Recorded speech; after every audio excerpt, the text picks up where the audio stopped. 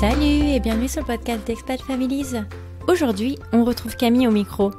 Une maman française fraîchement installée à San Francisco après avoir passé 4 ans en Chine. On revient ici sur sa passion pour la pâtisserie qui, corrélée à son expatriation en Chine, lui permettra de créer des livres pour enfants. Je vous souhaite une excellente écoute et je vous laisse avec la suite. Bonjour Camille. Bonjour Cindy. Merci de reprendre un peu de temps pour venir témoigner sur le podcast. Je dis reprendre parce qu'on avait essayé, de faire un premier essai l'année dernière quand tu étais en Chine et malheureusement un VPN ne fonctionne pas. On avait eu des soucis techniques et on a dû reporter et puis ça fait plus d'1 an. Voilà, oui. La vie. Et un nouveau continent du coup. Ah ouais, non, du coup on est bien parce qu'on se fait une soirée pyjama. C'est ça, on a couché les enfants, on est tranquille. Exactement. Et puis c'est pas une soirée Koh-Lanta, donc pour moi ça me va tout à fait. Non, alors j'aimerais bien, avant qu'on démarre, pour les gens qui ne te connaissent pas, que tu te présentes, que tu nous dises un peu qui tu es, où est-ce que tu habites aujourd'hui, et de qui est composée ta famille, s'il te plaît. Alors, je suis Camille Mallet, je suis pâtissière, maman de 2 petits loups, donc j'ai Tao qui va avoir 4 ans, Capucine qui va avoir 8 ans. Et maintenant, nous habitons en Californie, du côté de Mill Valley. C'est juste derrière le pont, le Golden Gate Bridge, juste après San Francisco. Oui, et tu es arrivée quand alors? Tu es arrivée il y a 9 mois, non? Quelque chose comme ça? Même pas? Oh, même pas. On est arrivé sur Mill Valley mi-octobre, le 10 octobre. Oui, parce que Exactement. Parce que moi, en fait, quand j'avais commencé à potentiellement faire un record avec toi, tu étais basée en Chine. Exact. J'étais à Shanghai. On est resté à Shanghai pendant, je vais dire 10 ans, n'importe quoi. Pendant 4 ans. Et on est reparti du coup au mois de juin. On a fait un petit break en France pendant 3 mois, le temps de faire les visas, ce qui n'est pas très simple. Et on est arrivé, oui c'est ça, fin septembre, début octobre sur San Francisco. D'accord. Et ça te plaît alors par rapport à la Chine ou la France, tu me diras? C'est un gros changement par rapport à la Chine. Je redécouvre que c'est le ciel bleu, hein. Ouais. Déjà, avoir du ciel bleu tous les jours, c'était juste dingue après 4 ans avec la pollution. Donc ça, c'est chouette. Et non, puis c'est très nature et tout. Donc franchement, on est super content d'avoir déménagé ici. Oui, j'imagine. Après, bon, j'ai pas fait Shanghai, mais San Francisco, ça reste quand même tout aussi sympa. Oui. Alors, j'aimerais bien qu'on reprenne un peu l'ordre chronologique. Est-ce que tu peux nous faire une brève rétro française pour savoir un peu ce qui t'a mené d'abord en Chine? Est-ce que on peut démarrer potentiellement à la rencontre avec ton mari? Oh, il y a très longtemps. Ça fait un petit moment. On s'est rencontrés avec Benoît, en 2009 sur Bordeaux. À ce moment-là, j'habitais sur Bordeaux. Et on a eu notre petite Capucine en 2014 et on a eu l'occasion de bouger à Shanghai en octobre 2017. Ok. Voilà, donc on est resté 4 ans sur Shanghai. Pour la petite anecdote, 10 jours après que je sois arrivée en Chine, je suis tombée enceinte. Bien sûr, bah oui. Voilà, le prénom Tao, forcément. Si t'as être vraiment dans le moule, autant se rajouter quelques challenges, tu vois, on se dit... Ça. La Chine nous a fait du bien, un petit bouchon est arrivé. Et donc on est resté, on est resté 4 ans. Et puis c'était vraiment une très très belle expérience Shanghai. Je m'attendais pas du tout à ça. Ouais. Mais, très sympa. Mais alors attends, arrêt sur image, donc ça veut dire que tu as accouché en France et ensuite à Shanghai? Ou tu es rentrée en France? Non, en fait, je suis rentrée en France pour Tao parce que l'accouchement était prévu fin juillet. Et franchement, passer loin de la famille pour l'accouchement, en plus Capucine avait 3 ans à ce moment-là. À Shanghai, il fait un peu plus de 40 degrés, 80% d'humidité. Donc non, je suis rentrée en France, sur le bassin d'Arcachon, dans ma petite clinique à Arès, c'était très bien. Très sympa, comme ça, direct après la mater, tu pouvais enchaîner sur les huîtres. Parfait. Exact, parfait. Et on est reparti, Tao avait 2 semaines. Ok, waouh. Mais ça faisait quoi alors de redébarquer en Chine avec un brand new born, quoi? Alors l'avantage en Chine, c'est qu'on a des AI. C'est les Ah, AI en fait littéralement, c'est dire tata. oui, c'est Et c'est des les noms. nannies. Ouais. Ouais, c'est les nannies. Et là-bas, les nannies, je t'avoue que ça coûte vraiment rien du tout. Donc c'était vraiment avantageux d'avoir une nanny. Et donc voilà, c'est ce qui m'a aidé avec Tao, j'avoue. D'accord. Et qu'est-ce que tu faisais en France alors avant d'embarquer en Chine? Professionnellement, je veux Ouf, dire. plein de choses. J'ai monté ma boîte d'événementiel en 2007. Ok. Donc au début, je travaillais dans tout ce qui était organisation d'événements, organisation de mariage, anniversaire, des choses comme ça. Ok. Et ensuite, vu que le marché était assez serré sur Bordeaux, j'ai développé des ateliers cuisine pour les enfants. Donc en fait, le principe, c'était que je me déplaçais à domicile avec tout le matériel et les ingrédients. Et on faisait un cours de cuisine, donc ça pouvait être soit des cours particuliers, soit des cours où les enfants préparaient leur gâteau d'anniversaire. Donc il y avait plusieurs choses comme ça, et c'est ce qui a vraiment marché. Donc du coup, j'ai lancé les drôles de marmitons, qui est devenu par la suite les doigts dans le plat, en 2010. Ouais. Et puis ensuite, j'ai eu besoin de me développer. Ça a commencé à stagner et en France, tu es obligé de passer ton diplôme de pâtissière, en fait, si tu veux vendre des gâteaux, avoir un laboratoire. Donc j'ai passé mon diplôme de pâtisserie en candidat libre Mhm. et 2 semaines après, on partait en Chine. Oh, purée. Voilà. Mais ça veut dire que donc tu as réussi à obtenir Oui, oui, oui. J'ai eu ce mon certificat? diplôme. En fait, j'ai passé mon CAP de pâtissière en juin et j'ai reçu mon diplôme 2 semaines avant qu'on parte. Donc oui, oui, je l'ai eu. Je suis pâtissière maintenant. Ok, bah félicitations. Mais alors du coup, est-ce que tu as pu développer ou continuer un business en Chine? Alors pas vraiment un business, c'était pas un business. En fait, j'ai continué de pâtisser et puis je donnais des cours à des mamans qui voulaient apprendre, voilà, des recettes. Moi, ça m'a permis aussi de pas perdre la main, de continuer à m'entraîner et puis à côté j'ai un blog de pâtisserie, amoureuse d'une tarte au citron. Donc du Ouais, coup voilà, j'ai fait ça tranquillement parce qu'en plus avec les deux petits loups en bas âge, c'était pas évident. ouais, tu m'étonnes. Mais alors, pas trop déçu quand même d'avoir enfin ton diplôme en main et de repartir 2 semaines après Non, parce que en si tu veux, Chine?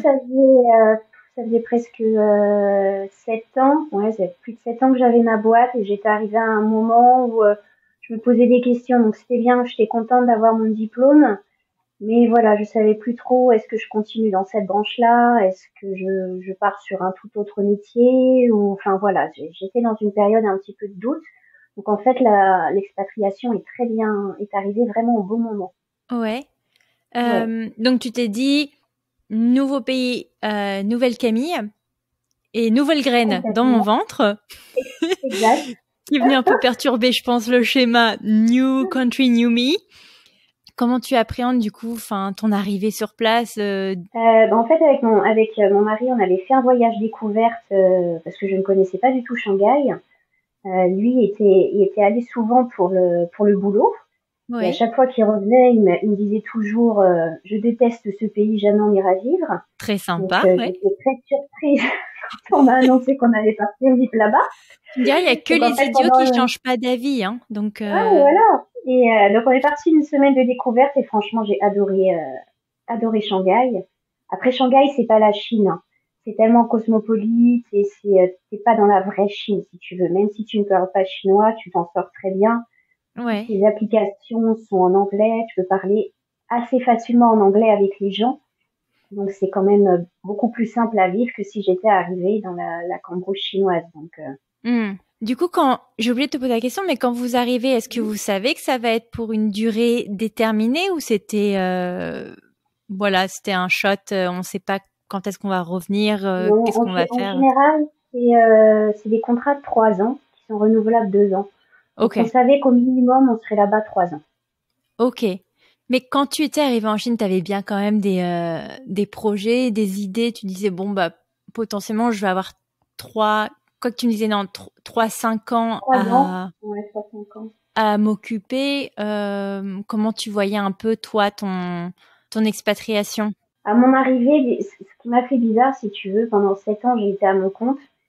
j'étais, même si c'était un petit business, hein, tout est relatif, mais j'étais à mon compte, j'étais indépendante financièrement. Et quand tu arrives, tu es la femme de, tu es le Ouais. conjoint qui suit, et là tu te retrouves sans boulot.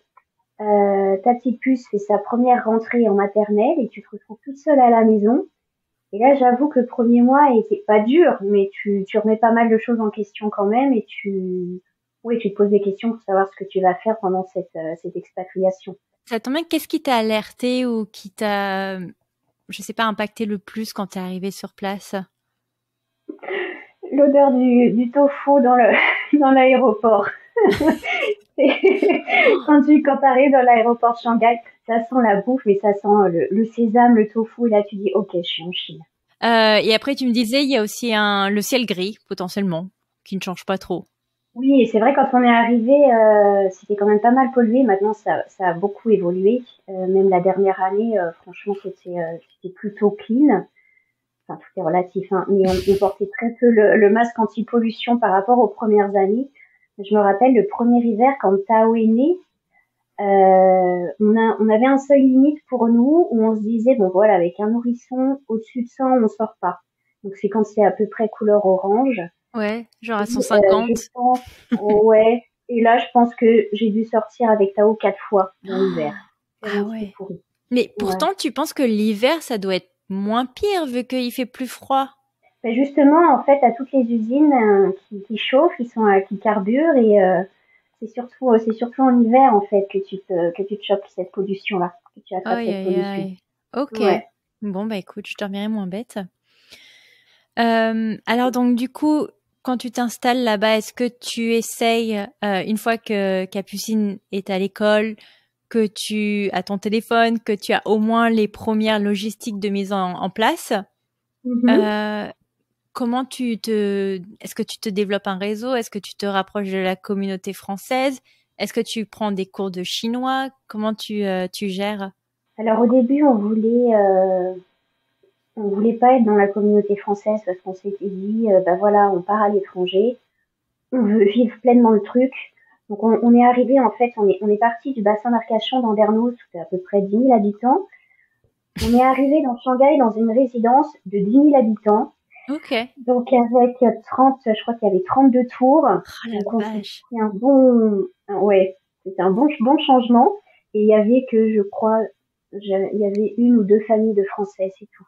Hmm. Donc moi je me suis rapprochée de la communauté française, pas vraiment la communauté, mais par rapport aux épouses des collaborateurs de mon mari qui étaient françaises. Donc j'ai Oui. commencé par là.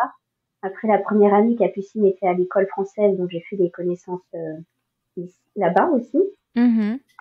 Et surtout, ce qui est simple, en fait, en Chine, c'est ta WeChat. Ah WeChat, oui, c'est c'est le WhatsApp chinois, non? ouais, mais avec WeChat, en fait, tu fais tout. Tu as ta vie sur ton téléphone. C'est à la fois un mélange de Facebook, de Venmo pour tout payer. Enfin, c'est impressionnant. Et donc, Ouais. tout s'est fait très, très facilement parce que tout est par groupe. Dès que tu connais quelqu'un, t'es invité sur des groupes, soit de vente, de sortie, de faire des flâneries pour découvrir Shanghai. Enfin, C'est trop bien. c'est beaucoup plus simple, si tu veux, de m'intégrer et de connaître du monde, que ce soit mon mari ou moi, de connaître du monde à Shanghai que en Californie.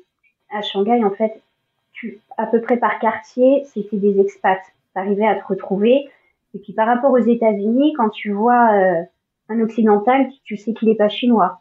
Donc Ah, oui. forcément, c'est un point commun. Tandis qu'aux États-Unis, c'est un petit peu plus compliqué. Et c'est vrai que, notamment, je vois où on habite, là, à Mill Valley, les gens sont pas forcément là pour 3 ans ou 5 ans. Ils sont déjà bien installés avec un réseau d'amis. Et donc, c'est Ouais. une autre approche, en fait.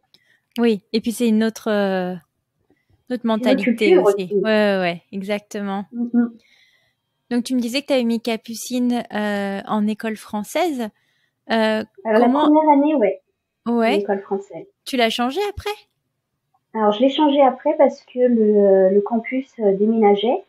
Et donc, ça nous D'accord. faisait lever notre petite puce à 6 heures du matin pour Ah oui, prendre le ça bus. pique. Et pour nous, Ouais. c'était un peu inconcevable à cet âge-là. Donc, du coup, on l'a mise les 2 dernières années de maternelle, on l'a mise dans une école Montessori anglaise et chinoise.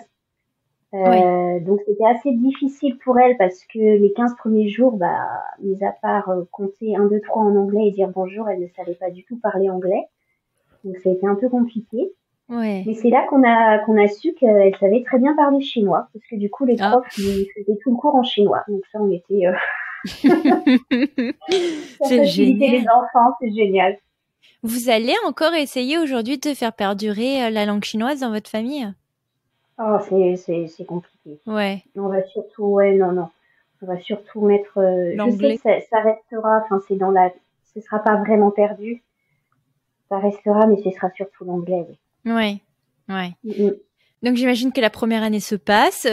Ensuite, vous revenez en France pour que tu puisses accoucher sereinement en mhm. famille et en France. Tu retournes ensuite en Chine 2 semaines après. Chapeau, Ouais. franchement. Donc j'imagine que tu apprivoises la vie à quatre. Et à quel moment alors te vient l'idée de potentiellement écrire un livre? Euh, En fait, avec mon blog de pâtisserie, j'avais toujours eu envie d'écrire un bouquin. Mais après, je savais pas quel type de support. Enfin, mais c'était toujours dans ma tête. Et j'ai surtout eu cette idée-là parce que notre deuxième année en fait à Shanghai, on a déménagé. On était juste à 10 minutes de notre résidence, mais on est arrivé dans un campement en fait avec des maisons. Et là en fait, c'est là que les enfants ont commencé à connaître tous leurs copains. Et il y a Oui, le Covid qui est arrivé. Donc nous, on a été très chanceux parce qu'on n'a pas du tout connu le confinement.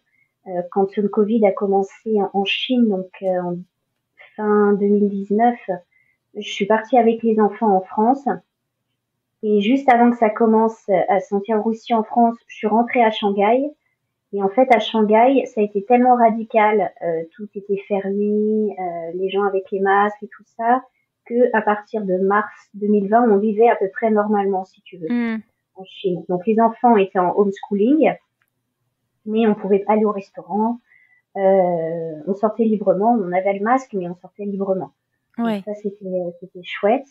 Et en fait, c'est cette période de homeschooling, avoir toujours les enfants autour dans la résidence, qui m'a dit bon bah pourquoi j'écrirais pas un bouquin pour un souvenir pour mes petits loups de tous les copains qu'ils ont rencontrés. On avait des voisins qui étaient russes, espagnols, des copains chinois. Dans la classe de Montessori de Capucine, on avait des petits Mexicains, des Vénézuéliens, des Suisses, des Allemands. Donc, ouais. j'ai commencé à en parler, à parler du projet aux mamans des enfants. Je leur ai demandé à chacune une recette de leur pays, de ce qu'elles faisaient avec leurs propres enfants. Et puis j'ai Ah, commencé à imaginer une histoire, parce que je voulais pas seulement que ce soit un livre de recettes, mais je voulais vraiment que ce soit une histoire. Parce que j'ai deux enfants qui sont complètement accros aux bouquins, c'est un truc de fou. hmm, Je pourrais passer des journées entières à lire. c'est C'est trop bien. Ouais, c'est incroyable, incroyable. Donc du coup voilà, je voulais mélanger ces deux univers de leur passion pour les livres, pour les histoires, avec ma passion pour la cuisine. Et du coup le bouquin est né de ça. donc c'était quoi? C'était les prémices de j'ai envie de créer une histoire, de les embarquer pour aller à la rencontre de leurs petits copains partout dans le monde et en même temps proposer des recettes de cuisine en adéquation avec le Ouais, pays qu'ils visitent, c'est ça? c'est ça. En fait, le fond de l'histoire des aventures gourmandes de Tao et Capucine, c'est que Tao et Capucine doivent aider leur maman à organiser la fête des enfants du monde. Parce que c'est une fête qui est vraiment très célébrée, notamment dans les pays asiatiques. Ouais. Et pour cela, Tao a une petite idée. Ils embarquent dans un pouce-pouce magique. Ils vont faire le tour du monde et retrouver tous les copains qu'ils ont rencontrés à Shanghai pendant 4 ans. Et à chaque halte, à chaque pays, ils vont partir avec une recette. Et ils vont faire le tour du monde comme ça. Ils reviennent voir leur maman. Et à Shanghai, il y a tous les copains qui arrivent et ils font la fête ensemble avec tous les gâteaux et tous les plats traditionnels Oh, c'est trop du pays. bien. Et Mm. ils sont organisés par genre sucré-salé ou pas? Comme pour suivre un peu un repas ou pas du tout? Non, en fait, c'était plus par rapport au choix des mamans, leur envie. Tu vois, par exemple, Venezuela et Mexique, il n'y a pas de sucré. C'est le pico de gallo au Mexique. Ah, t'as pas fait les tamales au Mexique? Non, là, c'est eux, ils préféraient le pico de gallo. Je me suis vraiment adaptée à ce qu'aimait la famille, en fait. Ah, c'est marrant. Donc, au Venezuela, c'est des petits pains à base de fromage. Et par contre, tu vois, par exemple, en Suisse, la recette qu'ils faisaient souvent dans leur famille, c'est un gratin de crêpes avec à la sauce rhubarbe aux fraises. Tu pars en Allemagne, ils faisaient une forêt noire. Enfin voilà, j'ai un petit peu un mélange de tout, donc c'est sucré salé. Il faut quand même faire des recettes avec des enfants, non? Donc j'imagine tu peux pas non plus. Les tamales, c'est quand même assez technique à faire, quoi. Oui, après c'est vrai que dans le premier livre, j'ai 1 ou 2 recettes qui sont assez techniques, ça j'avoue. Mais voilà, c'est vraiment pour que chaque enfant et chaque copain de Capucine et Tao puissent se retrouver dans le bouquin. Je vois. C'est un bel hommage pour eux, c'est super chouette. Du coup, tu as écrit et composé les recettes. Qu'est-ce qu'il en est pour les illustrations? T'as trouvé une personne à distance? Comment ça s'est passé? Alors en fait, donc moi j'ai écrit. Ce sont les mamans qui m'ont donné les recettes. Moi j'ai pas du tout composé les recettes dans celui-là. Je les ai un peu retravaillées pour que ce soit simple pour les enfants, mais j'ai pas du tout créé les recettes. D'accord. Et par contre pour l'illustration, en fait j'ai lancé un concours sur Instagram.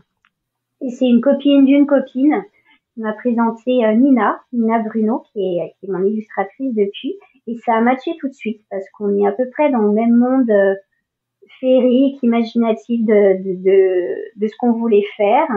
Et par exemple, sur mon bouquin, donc il y a à peu près, je sais plus combien il y a d'illustrations, mais il y a à peu près 65 pages et elle a dû refaire que 2 illustrations, donc c'est vraiment rien du tout. Ah, trop bien. Oui, donc vous étiez vraiment synchro. Ah ouais. Ah, trop bien. C'est super. Je t'ai pas demandé, mais alors donc du coup, il est en français ce livre? Alors il est en français, en anglais et en chinois. Eh ben. Vu qu'on habitait à Shanghai. Ouais. Et donc, en fait, à l'époque où nous on s'était rencontrés, tu allais sortir ce livre et fêter qu'aujourd'hui il est disponible. Où est-ce que on peut se procurer les aventures de Capucine et Tao? Alors, on peut se le procurer sur mon site internet, amoureusedune-tarte-au-citron.com. Après, sur Pékin, il y a la librairie à l'Arbre du Voyageur, on peut se procurer les livres. Et aux États-Unis, je suis en train de développer le réseau. Donc, à New York, il y a French Week, une boutique de toutes les petites choses sympathiques françaises. Et il y a aussi les rencontres des auteurs francophones, qui est un site internet d'une dame qui est basée sur Miami et qui permet en fait à tous les auteurs francophones de tous les pays du monde d'avoir une plateforme pour pouvoir vendre ses livres. Oh, c'est trop bien. Oui, parce que tu as réussi à trouver une maison d'édition pour le publier ou tu l'as self-published? Alors au début, je voulais trouver une maison d'édition. Enfin, je voulais chercher une maison d'édition. Ouais. J'ai été contactée par une maison d'édition, mais le premier souci, c'était que la maison d'édition ne voulait pas travailler avec mon illustratrice. Bah pourquoi? Donc déjà ça, en fait, si tu veux, je pense que la plupart des maisons d'édition ont un catalogue entre guillemets d'illustrateurs et ils ont une baseline à suivre. Donc du coup, ça matchait pas. Ouais. Et ensuite, moi, je voulais absolument, parce que je sentais qu'il y avait un truc qui allait se préparer, je voulais absolument sortir le livre avant qu'on parte de Chine. Et passer par une maison d'édition, ça me faisait reporter le projet à 1 an plus tard. D'accord. Donc du coup, je me suis débrouillée comme une grande. J'ai lancé une campagne de financement participatif pour imprimer mes 200 premiers exemplaires. Et ça a beaucoup pris. Au début, je pensais juste vendre des exemplaires aux mamans des copains ou à la famille. Enfin, je pensais pas que ça prendrait un tel engouement. Et en fait, avec la communauté française et franco-chinoise, ça a vraiment bien matché. Donc, j'ai dû en réimprimer encore. Oh, c'est un beau problème à avoir, ça. Ouais. C'est génial. Et du coup, franchement, j'étais ravie. Et puis cette nouvelle aventure, ça m'a permis de faire de nouvelles rencontres parce que jamais j'aurais pensé un jour être autrice jeunesse. Oui. Et non, c'est génial. C'est ça qui est génial dans l'expatriation, c'est que. Et ce livre, tu dois le lire combien de fois alors à tes enfants? Ah non, alors en fait, j'ai une astuce. Je l'ai enregistré déjà dans la boîte à histoire. Ah, c'est génial. C'est génial. Merci Luni. C'est génial. Ah oui, mais alors donc du coup, donc tu l'as enregistré toi-même, tu peux pas la vendre directement sur l'Uni, sur leur En fait, plateforme? ils ont sorti une application que tu as sur ton téléphone et qui te permet d'enregistrer les histoires que tu veux. Et donc quand tu sors ce livre, ou enfin, je veux dire quand il est en impression, tu es où alors? Tu es en Chine ou tu es de retour en Non, France? je suis en Chine. En fait, j'ai travaillé avec un imprimeur qui est basé à Shanghai, qui a Ok. fait un super beau travail. Et l'avantage, c'est que je pouvais aller dans ses bureaux pour voir comment travailler avec lui. Donc ça, c'était chouette. Ouais. Donc non, j'ai publié en fait, le livre est sorti en début avril et j'ai lancé un événement là-bas pour remercier tous les gens qui avaient soutenu le projet. Et Mhm. puis bon, le seul petit hic, c'est que on est parti 2 mois après, alors que j'avais eu avec le livre plein d'opportunités pour développer autre chose, mais voilà, ça Bah fait partie c'est des l'histoire de ta vie, ça un peu, non? exact, exact, c'est ça. Oh. Mais alors, oui, parce que tu nous parles de quitter la Chine, mais alors, quand est-ce qu'ils ont parlé de San Francisco? Quand est-ce que San Francisco est arrivé sur la table? Et est-ce que c'était San Francisco ou c'était les États-Unis ou c'était autre chose? Non, en fait, quand mon mari a signé a re-signé pour 2 ans. Il avait mis une option comme quoi si on avait un projet qui nous plaisait bien, on pouvait partir à tout moment. Donc on Ok. avait eu un premier truc qui s'était proposé c'était aux Philippines.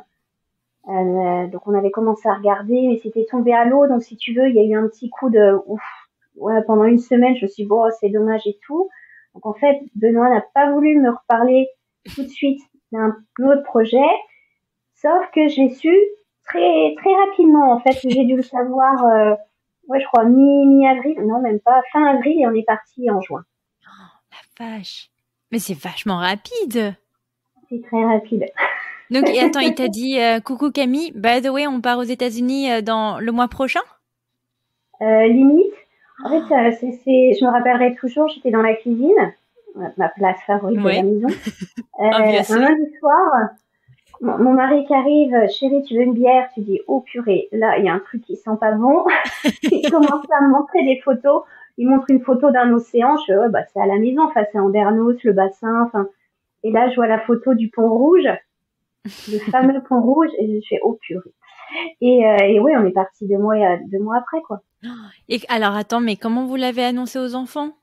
Oh, bah, simplement, Ouais. on a dit, bon, Tao, il Oui, avait pas 3 ans, donc c'était c'est pas facile. trop un sujet, ouais. J'ai vu que les vacances, et puis, il a vu des photos, et ce qui était marrant, dès qu'il voyait un pont, pour lui, on était à San Francisco. Quelle que soit la couleur, on était déjà arrivé à San Francisco. Donc, Tao, c'était super facile. Capucine, qui avait du coup 7 ans, Ouais, ça doit être un petit peu plus. euh, en fait, j'ai eu plusieurs phases. Donc, en fait, on s'est assis tous ensemble, on leur a expliqué ce qui allait se passer, on leur a montré des photos d'où on pouvait habiter, et forcément, on a montré des photos de plage, un peu plus vendeur. Ouais. Et Capucine a dit, ok, mais je reste à la plage, je vais pas à l'école. Elle Ok, perd pas le nord, c'est bien. d'accord. Donc, on a laissé passer quelques temps. On est allé la voir. On a dit, écoute, ma chérie, si tu veux en parler, on est là. Si tu veux plus en parler, comme tu veux, mais voilà, de toute façon, pour le travail de papa, on va être obligé de partir. Et puis, ça a mûri dans sa tête. Le lendemain, elle a fait, je veux bien revoir des photos de l'école, où on peut aller, des photos, et en une semaine, c'était bon. Elle en parlait aux copines en descendant du bus. Bah, t'inquiète pas, l'année prochaine, on se parlera par internet. Eh ben, Je dis vais dans donc. notre école. Ouais, Ouais, donc c'est finalement, elle était quand même super contente d'y aller. Oui, puis ce qui a aidé aussi, c'est toute notre rue. En fait, où on habitait, tous les copains partaient aussi. Donc D'accord. Ouais, ça ça a aidé un tous les peu. meilleurs potes partaient, donc ça a aidé. Ouais. Et ils partaient en Californie aussi ou pas du tout? Ça aurait été Pas du rigolo, tout. ça. Non, il y en a qui sont partis, qui sont rentrés en France. Il y en a d'autres qui sont rentrés en Espagne. Donc non, non. On Ok. s'est retrouvés avec d'autres, avec une autre famille avec qu'on avait rencontré, enfin qu'on connaissait à Shanghai. Donc on s'est retrouvés ici en Californie. Donc ça Bah, c'est chouette avec deux trois ouais, familles comme ça, c'est donc c'est génial. sympa. Ouais. Ouais ouais ouais. Et toi, alors, ça t'emballait les États-Unis après la Chine? Oui, enfin sur le coup, Pas trop parce que du coup, comme je te disais, je venais de Ouais, publier mon bouquin, j'avais des ouais, propositions pour faire des interventions dans des écoles, créer des ateliers pâtisserie, développer comment on dit, mon une ac- bouquin, le mettre dans une maison d'édition à Pékin. Enfin voilà, il y avait plein de trucs qui étaient en marche. Donc ce coup-là, si tu veux, je me suis dit, mince, pour une fois que j'arrive enfin à développer mon réseau, hop, on part. ouais. Mais après, si tu veux, oui, parce que le projet est beau. Et puis on n'est pas fait le tour de la Chine, c'est pas ça, mais mon mari saturait un petit peu avec la Chine dans tous les cas. Donc c'était Oui, le bon moment pour qu'on parte. ça avait pas l'air d'être sa destination phare de base. Non, non, puis la culture est tellement différente que moi je le vivais différemment parce que c'était pas pour mon travail. Ouais. Donc moi je voyais des gens tous les jours, je parlais, j'essayais de parler deux trois mots en chinois avec des petites mamies que tu croises quand tu vas dans les marchés, des choses comme ça. Donc j'avais une autre vision si tu veux de la Chine. Ouais. Mais c'est vrai que ce qui était dur et notamment ce qui a été dur pour Capucine, c'est arriver là-bas blonde aux yeux bleus. Les Chinois n'ont pas de barrière en fait. Ils arrivent sur toi, ils te prennent ton enfant pour faire une photo avec l'enfant d'à côté et tu te retournes, t'as plus ton enfant, il est en train de faire une photo avec un autre petit Chinois ou les grands-mères qui arrivent à toucher les cheveux des enfants parce que ça porte bonheur. Enfin, c'est ce côté-là à la fin était vraiment Ah dur. ouais, l'angoisse. Bon, Donc, ça doit être culturel, mais l'angoisse, quoi. ouais, ouais, ouais. Et Capucine, il y a eu quelques petites, pas séquelles, mais tu vois qu'elle était, quand on est rentré en France, dès qu'elle voyait des gens arriver, même s'il y avait deux ou trois personnes, elle changeait de trottoir, quoi. Ouais, ouais, recule, quoi. Elle y va reculant. Ouais. Bah, t'imagines Ah s'il oui, y a oui, toujours oui. quelqu'un qui est là de tripoter les cheveux, mon Dieu, quoi. Et pourtant, on était là pour calmer le truc, on l'avait dans les bras, mais c'était Ah compliqué, hein. ouais. À la fin, ouais. Moi, Oh, je je me savais rappelle de pas notre ça. dernier voyage, là, oh non, c'était plus possible. Après, il y a des gens moi, je sais que c'est marrant, hein, mais c'est pas un pays qui est dans le top de ma liste. Tu vois, eux et l'Inde pour des raisons diverses, mais écoute. Ben, Ouais, mais moi non plus, si tu veux, quand au début on m'a dit on part en Chine, vu l'image qu'on a aussi dans les médias et tout, c'est sûr que ça ouais, donne pas envie, mais c'est pas du tout ça quand tu y vas. ouais. Les Chinois, bon, mis à part ce côté-là, voilà, un peu trop invasif, qui viennent toucher les enfants et tout, ça n'arrive pas tout le temps, hein. Et puis à Shanghai, moins parce que les gens sont Oui. habitués à voir des Occidentaux. Et les Chinois, ils sont adorables. Franchement, hein, les gens sont toujours là pour t'aider. Ils voient de toute façon que tu parles pas la langue. Donc si déjà tu fais un effort de parler la langue, ils vont s'intéresser. Ils sont très souriants, très Hmm. sympathiques. Non, moi j'ai adoré et ça me manque. Cette Ouais. ambiance-là me manque. Ouais, ouais, ça me manque. Moi de voir les petites mamies le matin faire leur tai chi dans les parcs ou t'as le papy sur le trottoir qui joue de la trompette et tout. Ouais, non, ça c'est des trucs là comme ça qui me manquent beaucoup. Mais est-ce que c'est pandémie mise de côté? Est-ce que c'est toujours genre plein bondé de monde, tu vois? Et du coup, t'arrives, je sais pas, en Ah bah France ou même oui, à San Francisco, tu te dis bah mince, il y a plus personne. C'est calme, exactement. tu Ouais, ouais, vois? parce que même quand tu veux partir en vacances, mais tu fais toujours la queue.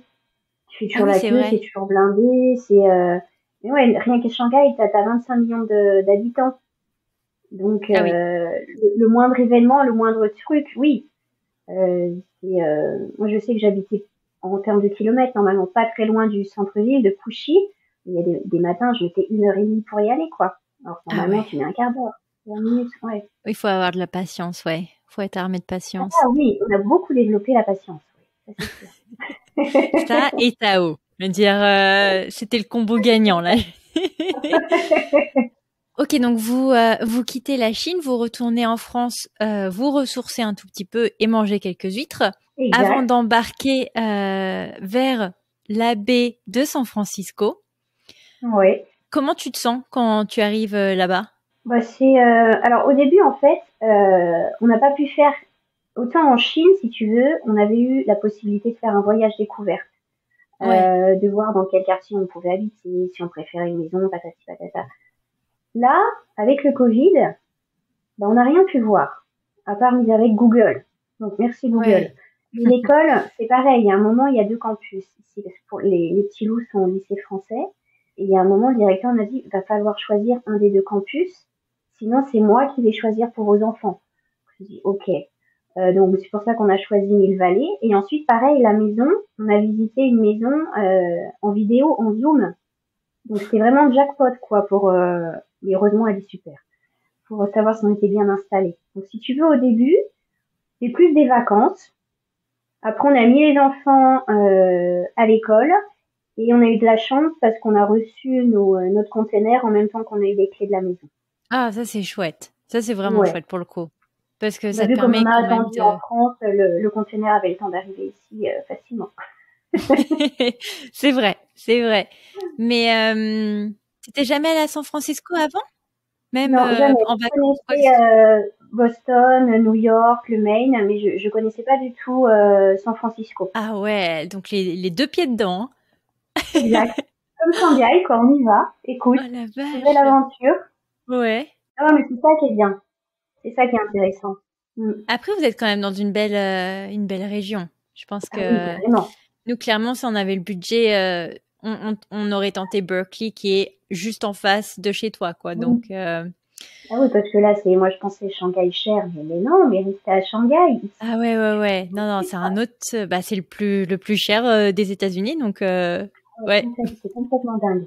Complètement dingue. ouais, ouais, ouais. Ouais. C'est hors de prix. C'est hors de prix. Ok, donc l'installation se passe du mieux que vous pouvez avec la pandémie. À quel moment tu te dis, tiens, et si je réitérais le projet en faisant un deuxième livre? Alors en fait, ce deuxième livre, mon illustratrice Lina m'a toujours dit, dès que tu commences à écrire un livre, t'as envie d'écrire les autres. Sur le coup, je ne Ouais, croyais pas trop parce que c'est déjà un gros projet. En plus, on redéménage. Mais ouais. bon, je me connais, j'ai toujours envie de faire plein de trucs à la fois. J'arrive jamais à me poser. Et en fait, lors de notre dernier voyage à Janjajé, c'est là où le film Avatar a été tourné, tu sais, dans les montagnes, t'as l'impression qu'il vole. Ouais. Nos dernières vacances, là-bas, on a visité une grotte qui s'appelle la grotte du dragon jaune. Et j'ai vu ce dragon dans la pierre et je me suis dit, ok, j'ai trouvé le nom du prochain bouquin. Et c'est parti Oh, comme ça. bah heureusement que tu as Donc, fait un dernier voyage alors. oui, j'aurais trouvé un autre truc, hein. Mais du coup, en fait, ce que je voulais faire pour ce deuxième livre, hein, c'était, vu qu'on est resté bloqué en Chine pendant 2 ans, on n'avait pas la possibilité, enfin, on avait la possibilité de rentrer en France si tu veux, mais on nous enlevait le visa et on perdait tout. Donc Hmm. du coup, on est resté bloqué en Chine pendant 2 ans. Mais le point positif, c'est qu'on a visité la Chine et on a découvert des régions et des paysages juste magnifiques. Et en fait, je voulais vraiment finir le chapitre de la Chine en écrivant un nouveau livre pour les enfants avec tous les voyages et les vacances qu'on avait fait en Chine, Oh, toujours avec tous les copains ouais. et cette fois-ci avec un fond d'énigme et de mystère parce que les enfants ont grandi et que maintenant ils adorent ce type de bouquin. Mhm. Et cette fois-ci, c'est moi par contre qui ai créé les recettes. Je me suis inspirée des recettes chinoises, mais je les ai remises plus à nos goûts occidentaux et un petit peu plus sucrés. Et le bouquin l'idée du bouquin est née comme ça. D'accord, donc là, ils font pas un tour du monde, ils font un tour de voyage en En Chine, c'est ça? Chine, ouais. D'accord. Ils visitent cette ville, cette région différente de Chine. Et en fait, ils doivent résoudre une énigme pour trouver un œuf du dragon jaune. Oh. Voilà. Du coup, tu prévois de le sortir pour quand ce livre?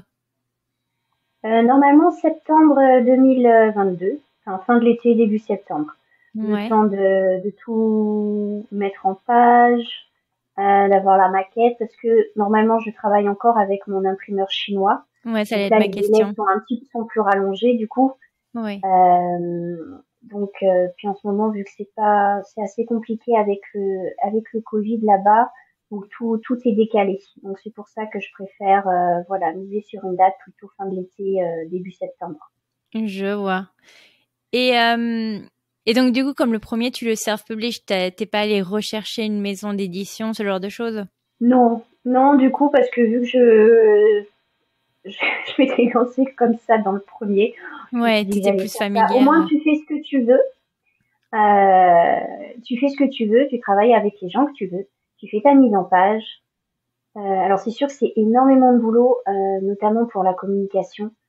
Ça Ouais. c'est beaucoup de travail. En librairie, si tu veux alors pour l'instant, j'ai pas encore développé le côté librairie bookstore ici, parce que c'est différent de la France. Mais en France, il faut que tu sois une maison d'édition, donc là, il faut que tu fasses du porte-à-porte et tout, donc là, c'est un petit peu plus pénible. En France, c'est encore très très carré. Ouais, Et, les trop carré. auto-éditions, on n'aime pas trop, voilà. Ouais. Donc non, du coup, je me suis relancée comme ça, j'avais mon histoire, mon illustratrice, Julie qui fait ma mise en page, donc on est reparti comme ça toutes les trois. Et j'ai relancé la campagne de financement participatif sur KissKissBankBank, Ouais. et c'est reparti.